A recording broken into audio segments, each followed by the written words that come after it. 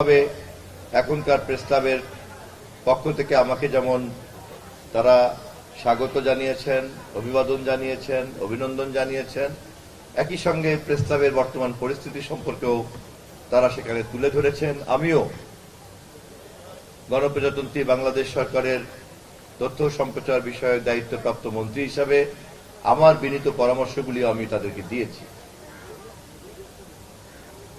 এবং পরবর্তীতে প্রেস ক্লাবের অন্যান্য সকল সাংবাদিকদের সঙ্গেও আমার কথা বলার সুযোগ হয়েছে। তাদের কাছ থেকেও আমি কম বেশি আপনাদের প্রেস ক্লাবের চিত্র পেয়েছি। আমি অত্যন্ত আশাবাদী যে চট্টলার মতো এরকম একটা ঐতিহ্যপূর্ণ জায়গাতে আপনাদের প্রেস ক্লাবকে ঘিরে সাংবাদিক এবং গণমাধ্যমের যে সম্ভাবনা আছে সেটাকে কাজে লাগানোর সুযোগ আপনারাই কাজে লাগাবেন এবং আমি মনে করি আমাদের মুরব্বী আপনাদের এই চট্টগ্রামের অভিভাবক জনাব আমির খসরু মাহমুদ চৌধুরীর নেতৃত্বে আমরা ধীরে ধীরে প্রেস ক্লাবের সব ধরনের সমস্যা সমাধান করে আমরা এটাকে চট্টগ্রামবাসীর বিবেকের কেন্দ্র হিসাবে দাঁড় করতে পারবো ইনশাআল্লাহ। আমি আপনাদের সকলের কাছে আহ্বান রাখতে চাই যে আমাদের সরকার, দেশনায়ক তারেক রহমানের সরকার, মাত্র 15 দিন বয়স হয়েছে। আমরা ক্ষমতায় যাওয়ার আগে জনগণের কাছে অনেক প্রতিশ্রুতি করেছি এবং সেই প্রতিশ্রুতিগুলি আমাদেরকে বাস্তবায়ন করার জন্য কাজে হাত দিতে হয়েছে। আপনারা যারা গণমাধ্যমের সঙ্গে আছেন, আপনারা আমাদের এই তৎপরতা, আমাদের এই প্রতিশ্রুতি এবং জনগণের যে ম্যান্ডেট, আমরা সঠিক পথে তাদের কাছ থেকে অনুমোদন পাচ্ছি কিনা এবং আমাদের কর্মকাণ্ডগুলিকে আপনারা তুলে ধরে জনগণের কাছে আমাদেরকে জবাবদিহিতার একটা কাঠামোর মধ্যে আবদ্ধ করবেন। গণমাধ্যম আধুনিক রাষ্ট্র ব্যবস্থার কোনো আনুষ্ঠানিক স্তম্ভ নয়, কিন্তু বিচার বিভাগ, নির্বাহী বিভাগ এবং আইন বিভাগের পাশাপাশি গণমাধ্যম এমনভাবে বিরাজ করে যে কারণে রাষ্ট্রবিজ্ঞানে গণমাধ্যমকে রাষ্ট্রের চতুর্থ স্তম্ভ বলে। আমি অত্যন্ত সৌভাগ্যবান যে মাননীয় প্রধানমন্ত্রী এই বিষয়ে আমার উপরে আস্থা রেখেছেন দায়িত্ব পালন করার জন্য। এই মন্ত্রণালয়ের প্রধান অংশীদার হচ্ছেন আপনারা, যারা গণমাধ্যম সংশ্লিষ্ট ব্যক্তিবর্গ, সম্মানিত সাংবাদিক বন্ধুরা, পত্রিকা এবং গণমাধ্যমের মালিকদের সংগঠন নোয়াব, সম্মানিত সম্পাদকদের সংগঠন এডিটর্স কাউন্সিল, বাংলাদেশের সমস্ত ইলেকট্রনিক মিডিয়ার মালিক যারা, ওনারা ওনাদের অ্যাডকো করেছেন, অ্যাসোসিয়েশন অফ টেলিভিশন ওনার্স, এইভাবে আপনারাই হলেন কিন্তু তথ্য ও সম্প্রচার মন্ত্রণালয়ের সবচেয়ে বড় অংশীদার। এর বাইরে এফডিসি এবং শিল্পী সমাজ আছে। একদিকে সাংবাদিক সমাজ আর একদিকে শিল্পী সমাজকে নিয়েই মন্ত্রীর দায়িত্ব আমাকে পালন করতে হবে এবং আপনারা সকলেই অবগত আছেন যে গণমাধ্যমের মতো এরকম একটা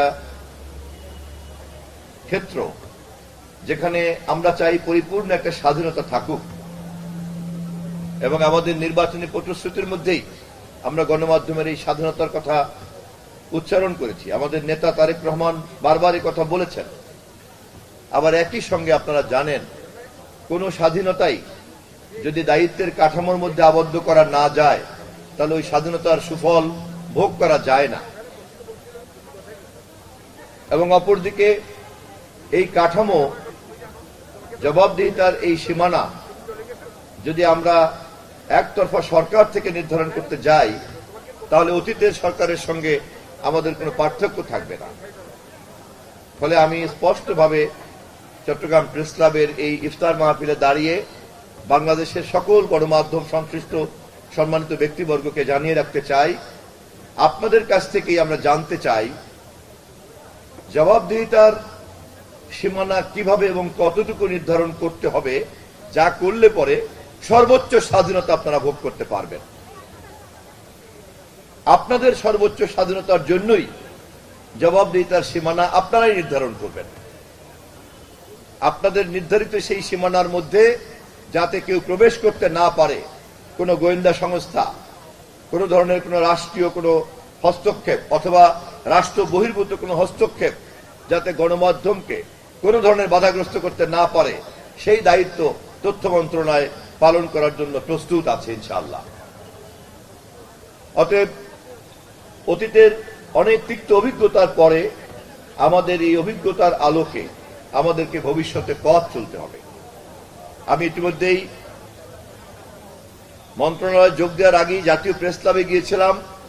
জাতীয় প্রেস ক্লাবের সভাপতি সাহেব এখানে আছেন, তিনি সহ নেতৃবৃন্দের সঙ্গে কথা বলেছি।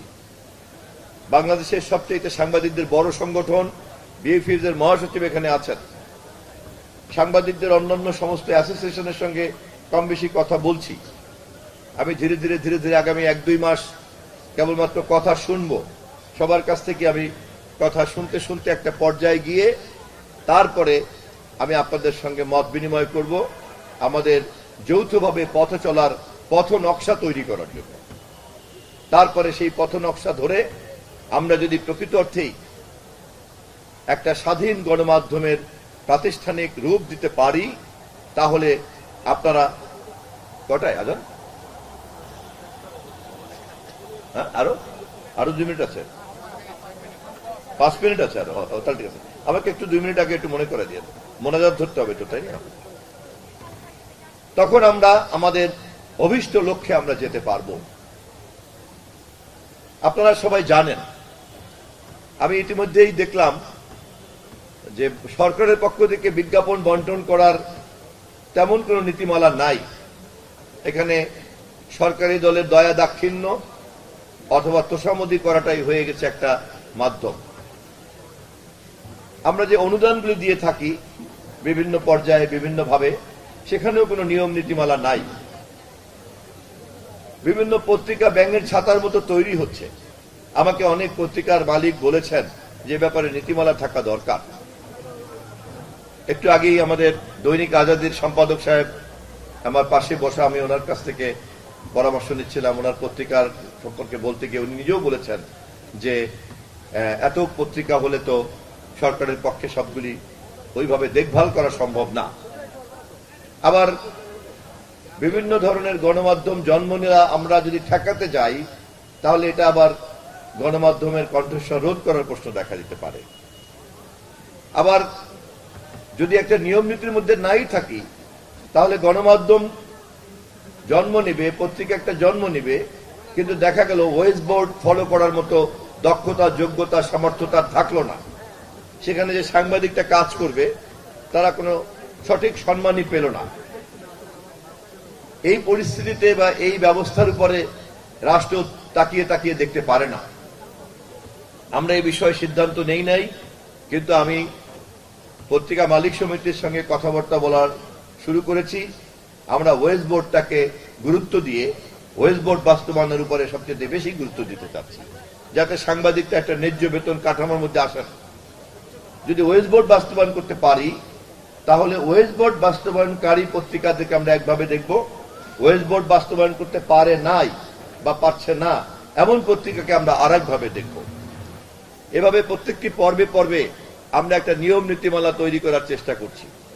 আমি প্রেস ক্লাবের ইফতারের এই আয়োজনে কথা বলার সুযোগ পেয়ে চট্টগ্রামের পত্রিকা মালিক, সম্পাদক বৃন্দ এবং সাংবাদিক ভাইদেরকে আমি আহ্বান রাখছি, আপনারা আপনাদের সুচিন্তিত পরামর্শ এবং মতামত আমার কাছে পাঠাবেন। আপনারা নিশ্চয়ই বোঝেন যে আমি একটা কঠিন দায়িত্ব বহন করতে চলছি এবং আমি ব্যক্তিগতভাবে খুব একটা যোগ্য মানুষ না। আপনাদের সহযোগিতা ছাড়া আমার পক্ষে পূর্ণাঙ্গ দায়িত্ব পালন করা সম্ভব হবে না।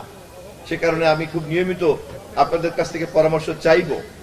ফলে আমি প্রেস ক্লাব বলেন, মালিকদের সংগঠন বলেন, সাংবাদিকদের সংগঠন বলেন, ইউনিয়ন বলেন, সকলের কাছে আমি আমার মন্ত্রণালয় পরিচালনা করা সাংবাদিক এবং শিল্পী সমাজকে, অভিভাবকের দায়িত্ব পালন করার জন্য আপনাদের কাছে পরামর্শের জন্য উদাত্ত আহ্বান জানিয়ে রাখলাম।